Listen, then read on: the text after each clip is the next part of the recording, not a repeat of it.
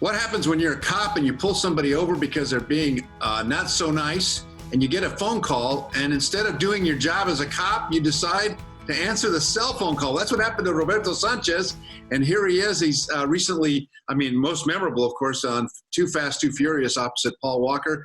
Roberto, so nice to have you with us. How are you? Thank you for having me. So what happened with that story? Is that actually a true story? It's a true story. It's the details are a little bit different. I was in Miami working on the train systems as a security officer. Ah, okay. And it was 5 o'clock in the afternoon. I just got on to work, and there's a gentleman that's smoking on the train. And you're not allowed to smoke on the train, so I already know how this conversation is going to go. I'm going to ask him to put it out.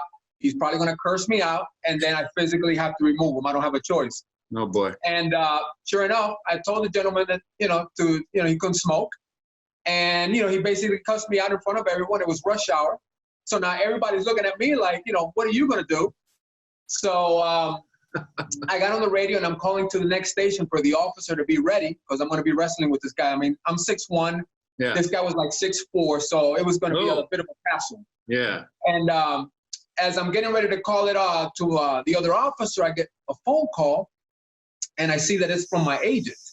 And normally she doesn't call me this late in the afternoon. And something just told me to pick it up. And I'm picking up, and she's literally screaming.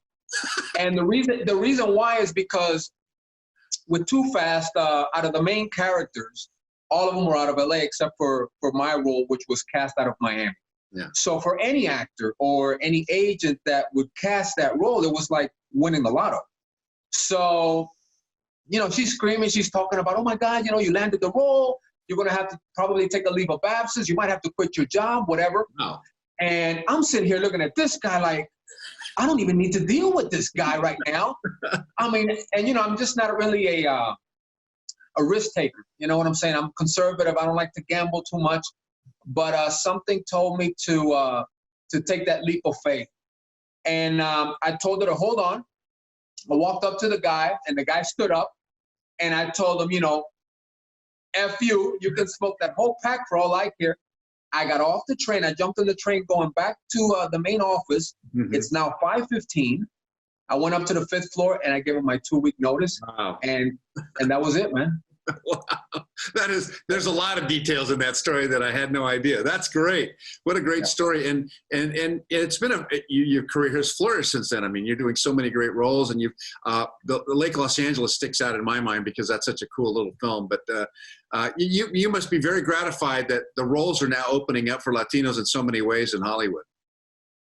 Well, that's something that we've all had to deal with. Obviously, when I first started, it was, stereotypical type roles. I wasn't happy with them early on, but I also knew that if I wanted to make any kind of change, I needed to be in the game. Mm-hmm. And I couldn't just start, saying no to certain roles because then any other actor is going to take that role and I'm not going to be able to make that change that I'm hoping to see.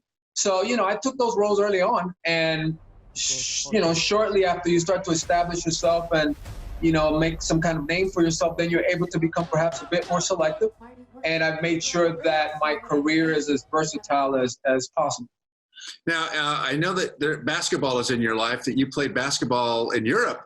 At 6'1", you're a very tall Cuban, for heaven's sakes. So I was probably the only Cuban back then. This is when I was in the Navy. In the mid-'80s, I played for the all-Navy team, and we were able to play some of the European pro teams. So that was a phenomenal experience. But the beauty of it is that now my youngest son just finished his first season playing professionally in Europe. He played it on Denmark. Well, look at that. That's amazing. So like father, like son, that's terrific. Have you had any roles that you've had to be really physical where your athletic training helped you out? A lot of that, because I also do a lot of my stunts. Probably against better judgment. All the physical stuff I've always worked out, things like that, being in the military also. I get a chance to do a lot of my own stunts. So yes. So tell me what you're working on now. What can we look? Where can we see you? Well, we just finished filming the movie Red Winter in Colorado. With Doris. Yes, with Doris. Extremely cold. Extremely cold. I'm Cuban, so like if it's anything below 60 degrees, you know, we're freaking out. So it got to like -4 at times. Oh boy. So that was very interesting, but just finished that. And then I just also got cast right before all of this on the TV show, The Family Business, which airs on BET. So we'll see where my character develops there. So very excited. Well, Roberto Sanchez, we wish you well, and stay healthy, stay safe with all this that's going on. We appreciate you being on the show. It's great to visit with you. And tell me your social media handle so people can follow you there. Thank you, Carlos. It was great to be on your show. You can follow me on Twitter on Mr. R. Sanchez, and then on Instagram on, Official Roberto Sanchez. Okay, Roberto Sanchez, muchas gracias. Gracias, hermano. Te lo agradezco.